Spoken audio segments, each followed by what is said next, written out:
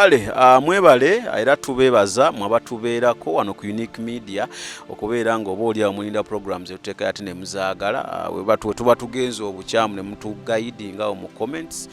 nabagamba comments nzaagala because zituyambako okubecominga a better channel. Samike gemanya gange era nga olunaku leero nze tukole story endala ate njiwa ogenda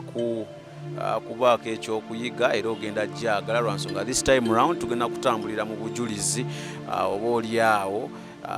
omukulu gwennyina alina kye yawona gwe kyolina gwentunuulira nkumanyi ondaba ekizibu ekyayiko okirina oba oli awo okisirikidde otya okugambako omuntu ono noono oli awo olwana nakyo mu nkuku tomanyi ngeri gy'ogenda kukiwonamu nayinza okuba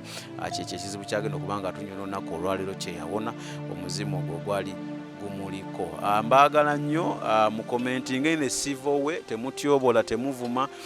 because kweno channel tetujja kutta linnya lya muntu wabula twogera oba oli awo betulowooza ebituufu. N'ekirala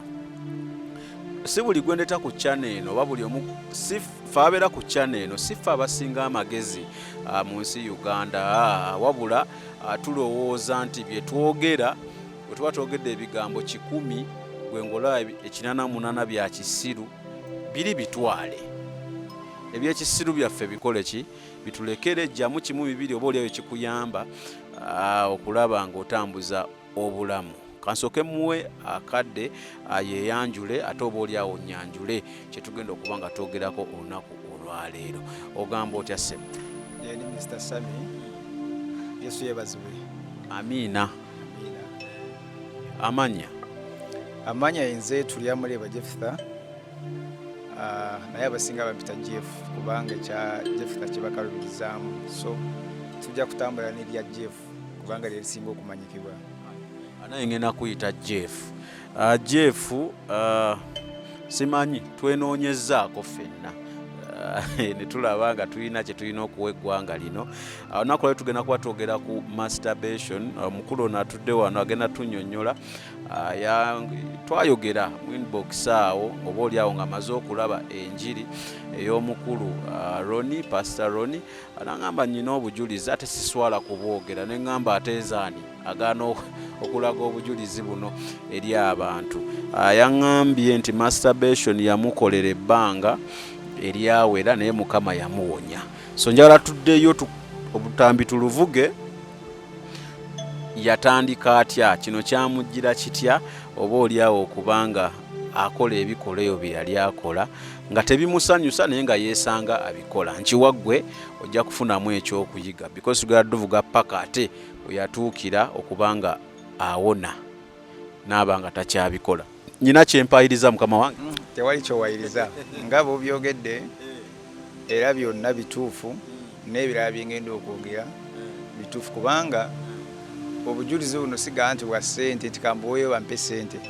wabula nandiyagadde nyambe oyo omuvubuka ali eyo ng'alwana nakyo kubanga luli lwe bayita olutalo asobole okulaba engeri gy'asobola okweyamba okivaamu. Kye nandiyagadde awuliriza afune engeri gy'asobola okivaamu. Olutalo lwa Rwanda luyinza okuba nga si lwangu naye awali Yesu olutalo lulusoboka. Musterbation kyeki? Musterbation mu Luganda kye bayita okwematiza. Nyinza okwogera nti kyekikolwa ekibi omuntu kyakozesa nga ayagala kusanyusa omubiri gwe in a sexual way mu ngeri ey'obukaba. Ekikolwa ekibi sigambye nti kikolwa, ngambye ekikolwa ekibi kubanga ebikolwa bya mirundi ebiri ebirungi n'ebibi. So Musterbation mu Luganda kye bayita okwematiza kyekyo ekikolwa ekibi omuntu kyakola nga ayagala kusanyusa omubiri gwe mu ngeri eri sexual ng'akozesa ebitundu bye ebyekyamu. Kati gwe okitandika ddi era otya? Nze ekikolwa kya Musterbation kitandika mu 2007 27 nali mu senior 2 ate nga nkyali mu kyalo. Kati kyensooka okwogera nti Musterbation mwoyo, it's not just an act, it is a spirit. Kati guno omwoyo gukwambala, kati nze okunyambala nali nina omuntu gwenkutte nga mutadde nga ku bisambi kuno naye nga sigamba nti twali mu bintu byakweyagala oba ki kubanga yali muto kunze nga woonaalera omuntu wonoolera omuntu ng'ate sikifuddeeko naye nempulira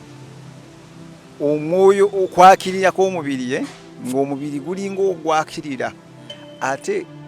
omanyi waliwo kye bayita okwaka okusukka ne gwaka ne gusukka nawo nga sitegeera nga boga nti ekintu kyanyambala kakati nali sibeeraako na mukyala mu ngeri ey'okwegatta kati okwo okwaka bwe kwajja mu mubiri ne kusukka kati nga bwe wandigambye nti omusajja nareleasinga kati ne I released ate bakitegeera mwabali mukolaba mukitegeera temugenda tulumya nnyo ate mutwe kunnyonnyola nnyo ekyo bajja kitegeera tujja bireka mu luzungu kubanga mu Luganda biyinza okuba biwanvu so when I released eyo feeling gye nafuna kubanga nali sigifunangako ate nempuyanga nnungi nempuyanga nnungi kwegamba yali akikozeeko omulundi ogusooka kyasooka okuwulira ekikolwa ekituufu era nawe kyosooka okuwulira nayeematiza kubanga it's a sexual perversion nga bwogamba kwegamba ebintu byonna ebiri sexual obanga bwogamba nti okwematiza ebisiyaga n'okwebaka n'omuntu okwaddala mwina wenna mwe mutuuka kati feeling gye mufuna nga mwina we mutuuse era esigala emu ti ekibeera ekibi yengeri gy'okikozeemu kati eyo feeling ogifuna result yemu ekyawukana ngeri gy'okikozeemu gwotuuka ku result kakati result eyo nawulira nga ate yanjawulo gye nali sifunangako kakati mu mbeera awo of course tutegedde wano engeri gye wakitandikamu engeri gye wali tempted sexually wali mikwano gyo oba gwe oba baganda bo oba abantu be wabeerangamu bo baali sexually active maybe oba bakunyumiza oba olira bye banyumya kakati nga bwe ngambe nali mu senior 2 but nali bano abavubuka oba abalenzi abali sharp era ng'ebigambo byenjogera nga olabira ddala ebintu ebyo mbimanyi kubanga ndowooza nalina ne girlfriend era nga siga nti yali asoose nali nkwanyeeko kuva ne mu senior 1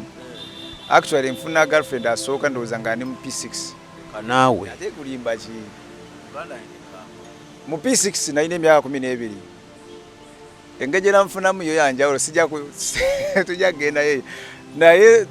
kangambe nti ffenna twekwana kuba sijjaga nti namukwana ate saa mugamba nti yeyankwana naye tukitwale ffenna twekwana naye nga P6 naye nga tetugenda wala nga byekito kati ngenda otuuka wano mu senior 2 kati nalina baganda bange abaali bakuzeekuzeeko amu nga bali nga mu senior 5 waggulu eyo ba cousin brothers nga emboozi ezo bazinyumya kuba kati ekyokulabirako sami omuntu wa senior 5 n'owa senior 2 gaapu ntono nnyo musotuula ne munyumya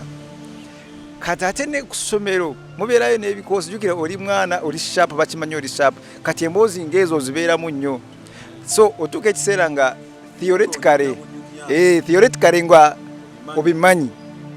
naye nga practically tobikolangako bagamba fala naye kati wano abantu abakulaba tebamanyi nti oli fala gwogwoba okimanyi nti gwoli fala mu bwongo obwo gwoba omanyi obwa fala bw'oliko ng'abantu bwe bakyogera naye mu bantu theoretically oba onyumya gwe sita baba bakulabanga sita so kati ekyo ekifaananyi ky'oba olina in a theoretical way kisigala mu bwongo nti oba omanyi kwegamba story yonna nga yebatandika ne bamaliriza oba ogimanyi naye nga togikolangako nga bw'ogamba nti omwana asoma bwa makanika ne bamutendeka ne balyoka bamutwala ku motoka so kati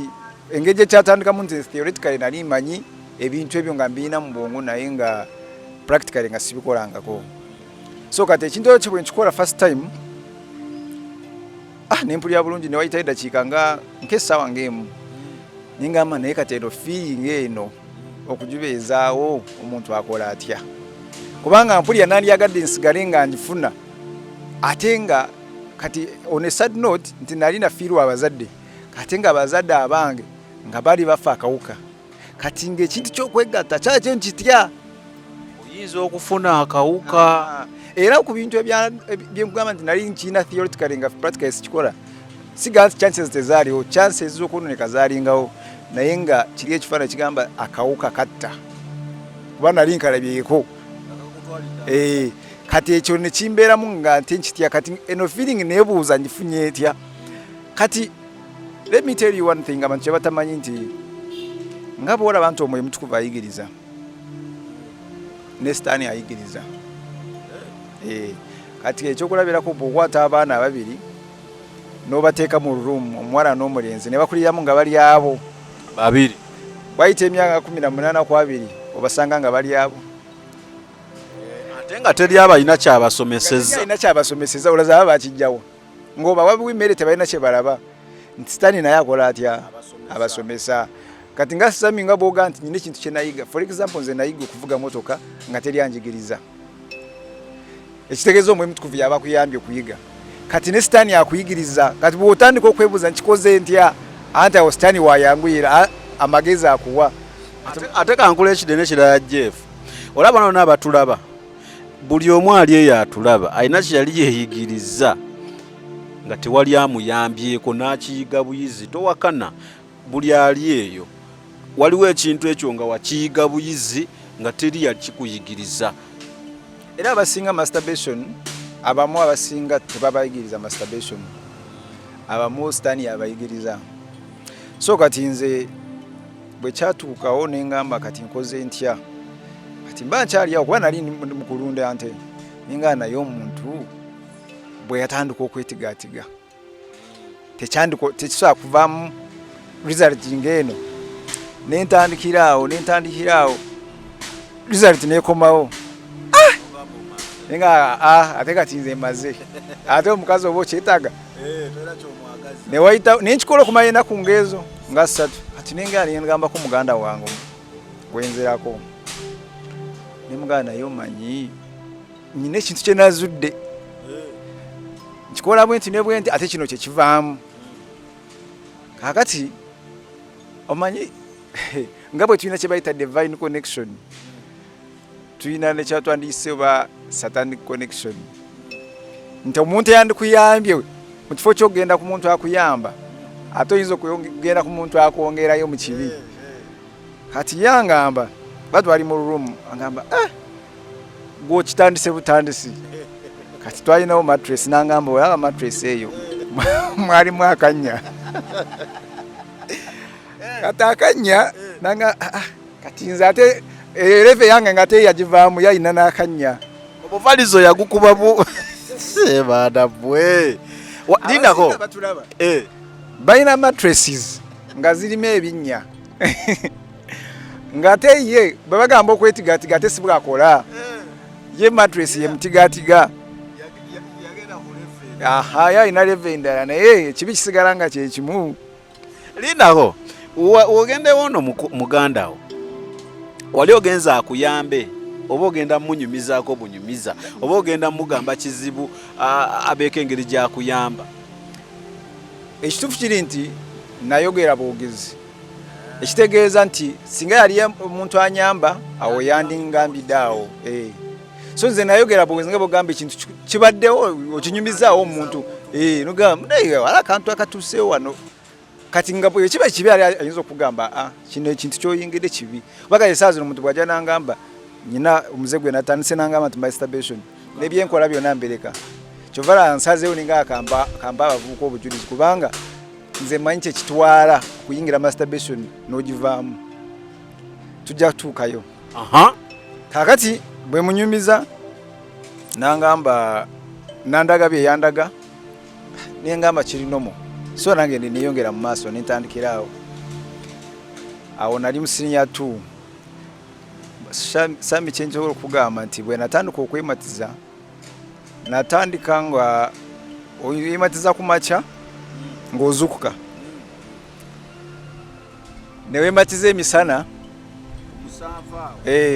oba nekunnya ng'ogenze fuka newematizawo nga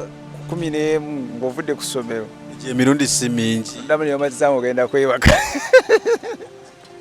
kakati leka nkuwe ekisinga okumalamu amaanyi ate nga kituufu lumu tuba tuli mu class senior 2 nga bumanya bana senior 2 eddalu twali tutudde nayagalanga nnyo tula mabega siga nali musiru naye nga nze kyenayumpuliranga kyempuliramu emirembe kati bwe ntuula emabega enkuba yali etonye zali sanga 8 awo 9 enkuba etonye namukwano gwange omulenzi atudde wano omuwala atudde wano nze omuwala atudde wano omuwala yali asooka ndi wakati omulenzi atudde eno akati ziri 8 tuli mu kirasi erimu abaana kirasi terimu nzikiza kirasi erimu light nga bwolaba bwe tuli wano tetuli mu kusoma enkuba etonye nga bwoga abasomesa tebazze n'amiisinga okimanyi nakolamu nga bwenkoze bwenti mu desiki neneematiza emisana kuganga tuli bino ebintu byendi mu kwogera si byebisanyusa era si byebintu omuntu byandyagadde ayogere kubanga eno video gyabeereyo n'emyaka 10 naye neweeribe nga gyeri manyi bayibuli egamba naze ne bayibuli eno kubanga buno obujulizi bwe tuwa buli so much spiritual than physical tugenda gisoma bayibuli egamba bamuwangula olw'ekigambo ekyobujulizi n'olw'omusaayi gw'omwana gw'endiga ate neeyongerako negamba nti tebaatiriya bulamu bwabwe mu maaso g'okufa kati kino kyetuliko tuli mu maaso g'okufa nti obulamu bwo tebubeera kyamaanyi ng'owaayo obujulizi buno kubanga abasinga gamba bananda batya abaana bange baleba bakuze banakyabatya naye tusaba mukama nti buno obujulizi bubeeko omuntu bukola ki kugisayo sami indako sawa 8 akasana kaba kaaka tewali nzikiza tuli mu kirasi eno ngambi wali yakutudde eno muwala eno inayo omulenzi yali atudde eno muwala oyo bamuyitanga Dafini n'omulenzi mukwano gwange up to now bamuyita Aniclate era abaana alaba video eno bamumanyi kubanga yafuukanga family friend nze atudde wakati n'essomero lye nasomeramu bajala video eno bajja kikakasa nti mu butuufu saawa 8 kyenjawulo nti enkuba etonnya naye ate tewali nzikiza naye ate tuli mu kirasi ate kirasi ezo jjukira ebino ebeera ro siga nti muli omwekka ekirasi ejjudde ate omwana kyavambulaga gwe ng'oli mu kwetigatika kiki naye agenda okumbuuza nga nze maze ebyange emirimu giwedde kati awo gye bayita start of addiction kubanga wano mu kusooka era omuntu yeematiza olwaleero ng'alaba vidiyo eno mwangu wakukivaamu bwawulira buno obujulizi naye kasita osusse ennaku katugambe ezo awo gwe bayita omukono gwa katonda gulina ovaayo kati awo wekikulagira nti kyali kimaze okunconsuminga because the spirit consumes you kati awo omwoyo gwali gumaze okumpamba nga sinze aliko kati ate nga gwe guntwala kati ogenda olaba nti emirundi nga5 olunaku osooka okwematiza 5 mirundi 5 osooka okwematiza naye kati waba akola ekintu kino kati nga wali okikolerawo mu desike nga totyambo bayinza okukulaba kakati desike eno giraba eno ebeera benchi eno desike eno bweba eri wano amaaso tegalaba direct akati kangubuuze Sami omuntu omubbi bwagenda kuba tamanyi nti bayinza omukwata abakimanyi era abaako n'emikwano gye bakwata naye n'alumba bayinza okubanga namu babookya naye yekoolo naawona naye ate naddayo ani ababba yejye kitegeeza waliwo ekintu ekimutwala omusezi bw'aba yeyambula okugenda ossera tamanya kimutwala yeekanga ku macyanga yaseze kati guno tuli kibayita ekintu eky'omwoyo mu mubiri tekisoboka naye ate bwekiva mu sayidi ey'omubiri nekiyingira mu sayidi ey'omwoyo omuntu sitaani omwoyo gwa sitaani gusinga amaanyi omwoyo gw'omuntu atalina Yesu gundi yaŋŋamba Jamiru lumu yaŋŋamba nti sitaani tewali muntu yenna asinga sitaani maanyi okuggyako Katonda tebakikuliima nti waliyo omuntu yenna waba talina Katonda tosoosinga sitaani amaanyi kati ekyo nkugamba nti kino ekintu omwoyo guba gumaze okukonsuminga lwakuba nti gwe guna omwoyo gutali violent nti ogenda kukankana ogweri kati osigala ng'oli normal but you are abnormal. Kakati emirundi gino 5 egy'olunaku gino gy'ogamba kijja buzi n'owulira ng'oyagala kikola weepulogulaminga nti kati ku 5 nja kuddamu ku 8 gwe nga gwe omuntu ki basically ekibaawo? Ekisooka tosobola kwepulogulaminga kuba si gwe akikola. Ati kyosobola okwepulogulaminga naye era si gwe akipulogulaminga. Most especially essaawa y'okwebaka nja kunyumiza wawe natuuka ekiseera nga njagala kwebaka nengamba leero sijja tujja tuukayo ekirowoozo ne kijja ne kikugamba olimba. So kati wano ng'otandika kyatandika bwe kitu jjukira kati tuvudde tukyali mu ssanyu oyagala ku experiencing essanyu tokiinaako buzibu ku makya nogaa waayi ngenda zukuka ate nalina n'ekisenge kye nali nsuulako ekisenge kyatuuka ne kifuuka n'ekya yeero. Era lumu nabyanga ne jjajja wange najja mu kisenge naga n'ekisenge ekyo kyekyayiikawo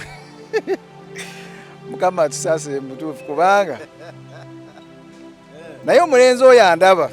nga nawe olina wobadde okyukira olwaleero nsaba toseka busisi wabula kyukira Yesu yakusobola okuyamba.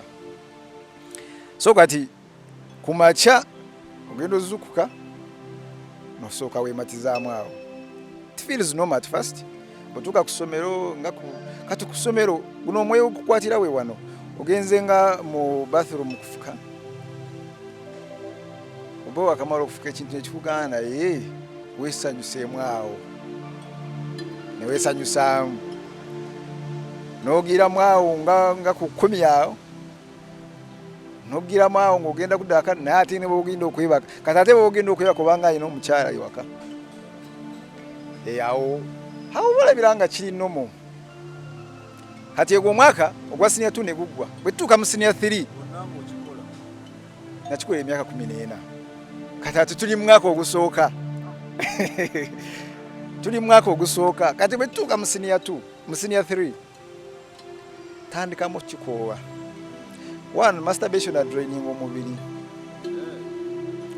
omubiri nga tumaliriza nja kubaako byensomesaako abaana engeri gye kitandikamu kubanga eyange yandibanga eryemu naye nakinoonyerezaako nnyo nga anaatera okivaamu nekinoonyerezaako nnyo nsobola okumanya buli omu engeri gyakitandikamu ne effects zaakyo eziri spiritual and physical. Nja kunzijukizawo nga tumaliza nja bireeta kuwega buli omu sobola omuteeka mu bracket eno. Kati bwe ntuuka mu senior 2 mu senior 3 kakati nno nze akugamba sigga nti nali simanyi Katonda. Family yange ya Protestant naye nga bali abamanyi Katonda. Abantu basulangako abasabira emizimu nga gidduka.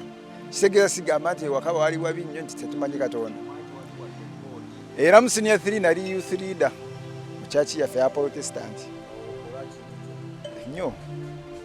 Kati bwe tutuuka waliyo crusade naye ng'ekintu taso kikowa mu butuufu. Omwaka mulamba ng'okola emirundi nga 5 sooka otuuka n'okola masturbation oyanga omubiri gunafuye owulira nga bakati essanyu liba lyaggwawo ng'omuntu ayenze n'amala okwenda n'agaana naye mbadde nfaaki. Kati eri mbadde nfaaki weetandikira kati ate nga nkozesebwa bukozesebwa. Waliyo crusade nengamba omanyi naye saagala kulowoka nnyo naye jjajja wange yantunuulira nnyo nengamba waayi kandokoke nendokoka n'ennaku nkyazijjukira kubanga ebintu byonna byenkoze bisigadde mu bwongo bwange. Gwali gwa 928 endokoka. Bwe ndokoka nengamba nkiwonye nga kati kino kyo nkimaze naye nga bwe nkugambye omwoyo gwo ogutaliimu Yesu sitaani akulaba n'aseka narwana mu mubiri narwana kuba nzijukira namala emyezi gyange egyo nga siga nti kigenze naye nga ndwana ngamba nedda nga kijere nga nedda olimba sijja kwematiza nalokose n'emyezi 3 bwejja ggwaako buli omwoyo gulina amaanyi gotalabangako kwegamba kijja kiro naddala ekiraawo kati enzigi ezimu ezireeta masturbation kasita olaba kankuwa ekyokulabirako bayibuli egamba mu Yobu 3:1 ndowooza olunyira olusooka Yobu agamba nti nakola endagaano n'amaaso gange obutatunulyanga mukazi. Bayibuli ezimu ez'Oluganda zigamba to lustfully look at a woman. Nti omwoyo guno ogutandika okukosa byonna by'olina gusobole okuggulawo kasita otandika okugulwanyisa. Kati wali omuntu nga ye yatandika masturbation lwakuba yalaba vidiyo nga kasita yalaba akatambi n'alaba ebyalimu n'ayagala abigezese ebyavaamu kati alwana n'ekintu tasaakyejjako. Kati nange bino ebintu bye tulaba bitandika okunafuya omwoyo gwo kubanga amaaso oluggi luyinza okulaba nga bwoga nti nsomye Bayibuli eno nkoseza amaaso gange n'oliisa omwoyo gwo era amaaso gasobola okuliisa ekintu ekirala kitali kya bwakatonda ne kiyingira mu mwoyo gwo ne kikontaminatinga omwoyo gwo. Kati enzigi ebyo bye twalabanga obuvidiyo bwe twalabanga ku busimusimu awo kati kiri oba omaze okuddamu n'okyambaza amaanyi kugamba muganda wange bwe kyakomawo etaano tegyali gya lunaku etaano yinza oba nga gyali omukirongo olina okukubayo bubiri nze gwe njogerako omwoyo baguyita masturbation. Nakugambye wali masturbation omuntu agikola n'omuntu anywa enjaga enjaga awona mangu wa masturbation nga tanawona. Kati bwe tunulamu omuntu anywedde enjaga ng'ali addict n'owa masturbation bateekaawo mu public ow'enjaga alabika bubi n'ate owa masturbation nga si mu public mu mwoyo eri ndowooza yaaba yaguwaayo dda kubanga ow'enjaga awona mangu bw'omuteeka mu lumu n'omuggalira anaagijjawa awona mangu n'owa masturbation omuggalirawa ne bw'omuteeka ku njegere n'osiba emikono n'amagulu akikola. Masturbation bwetuuka ku level eya addiction ne bakusiba bwe bati masturbation omukola ate otya kaakati masturbation kyasooka okukozesa bwongo nti omuntu bw'okola masturbation osika ekifaananyi kati omuwala akola masturbation waliwo omuwala Samiri ng'akwegomba ng'era abeera nnyo ku vidiyo zo era ndowooza ayinza okuba nga ali mukundaba naye nga ye kimutwala ku vidiyo si kulaba bujulizi wabula atuweko nagana naye ekirenzi kino kati oyinza oba nga essaawa zino Sam oyina abawala nga 10 abakukozesa buli kino ajefunvaako samikeke baja gange tuli ku Wikipedia tutematema mbeera ya masturbation eno. Why lwaki nasaze oleeta Jeff ajja tunyumiza emboozi eno nti when we talk about these things mulowooza abantu tebabikola mulowooza tulimba mulowooza tebiriiyo. So mukama wampa omukisa n'enfuna abantu ng'ono ng'asobola okujja naawe obujulizi nga yakirimu. In fact yali takiriimu n'akigendamu kati yakiwona aba alina experience yonna etuba ng'etuwa amagezi mu ngeri gye tuyinza okukiwona. Kyo kyemmanyi ekintu kyonna kyonna ekikwatagana n'omwoyo kiba kizibu kujjawo nti nga waagambye omunyi w'enjaga tumulaba abamu tumuboola n'okumuboola abamu abalina zifamire n'olagamba omuntu temusemberera muntu oyo anywa enjaga ajja tukubira abaana. Naye just imagine ekintu ng'okeera ku makya n'oyambala n'onyuma tuba tutudde awo no excusinga excuse me n'ogenda mu luuzi oba mu ttooyo bawa naye ng'ekikututte mwoyo ologuzze n'okomawo nga ffe boolesebwa tetulina kyetutegedde n'okomawo n'otuula ogwo mubi nnyo lwa nsonga gukutta silently.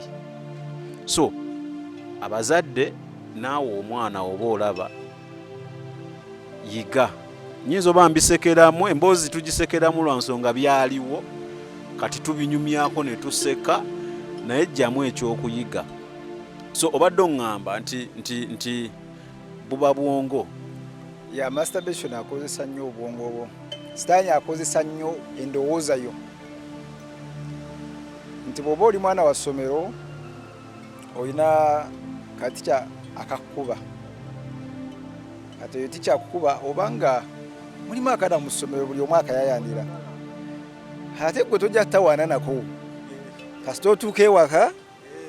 nga weebaka bulungi ku buliri ng'okayita okambula n'okakola by'oyagala mu ndowoozayo nomaa n'okata kyebyankugambye nti omuntu ayinza okujja ku Unique Media n'alaba videos before this video kuba ne bw'anaagiraba ate ajja tegeera nti kyabaddeko kibadde kifu n'atunulira Sami naye nga Sami gw'atunulira si Sami apresentinga program alaba birala era ekyo kimunyumira nnyo kanya kulanga followers zeeyongera naye nga waliwo abakoze eki nga tebajja lwawaaka bajja lwa byabwe. Aha, so kati endowooza eyo omulaba agikozesa nnyo kati bw'amala capturing endowooza yo okimanyi nti ne mu kyaki mulimu abantu abeematiza nga naye ekifaananyi kyateeka mu ndowooza kya musumba na musumba we. So kati bwe kyaddamu nga bw'ogambye emirundi nga gyekubisaamu kyadda n'amaanyi kati kankubulira ekino ekintu tujja kubeera nga tutabula eno mu maaso n'emabega lumu nali mpulira wali omusajja gwe wayita wano naye nali namufolowingako emabega Jamiru ng'ayogera ku mwoyo gwa Musterbation ku vidiyo ze zasooka nga gompeyalinga n'omwoyo gwa betting ng'agamba oli omuntu eyeematiza wabeerawo omusota actually ne Pastor Ron yalina engeri gye yakyogeddemu waliwo omusota oguba guzze ne gwasama ne gutega abamu baaseka mu comments awo ne bagamba kifu. Oyo agamba nti kifu tanakyo experiencinga nze Sami Kankuye omuntu adda mu kusaagira ebintu bya Musterbation anyiiza one day nali nina akatambi kendaba ka musumba omu munene ndo naye tali mu Uganda munali ng'agamba Musterbation is not a sin ng'alaga nti si kibi naye it's not a sin yagamba Musterbation si kibi nti mukama akinyiigira naye in fact yali ye contradicting somehow ng'agamba si kibi nti mukama akinyiigira naye tolina kukikola ate mukama kyatanyiigira lwaki kikikola nze bwenakalaba nanyiiga lwansonga tamanyi kyekiyitibwa okumasturbatinga n'osusa ennaku ezo oba tokyasobola kivaako kyekibi kikukyafuwaza mu maaso ga Katonda tujja tuukayo mu maaso kakati kanzire eno gye tubadde kikomyewo full swing emirundi gyekubisizaamu kati bwe gyekubisaamu kubanga nga bwenkugambye nti guno gubanga musota oba wagulumya enjala myezi egyo oyina ky'oliisa okulumiza enjala kyobala ne bw'omala olunaku lumu olunaku oluddako n'okikola olunaku lwoddamu n'okikola okubisaamu ogattako lyajjo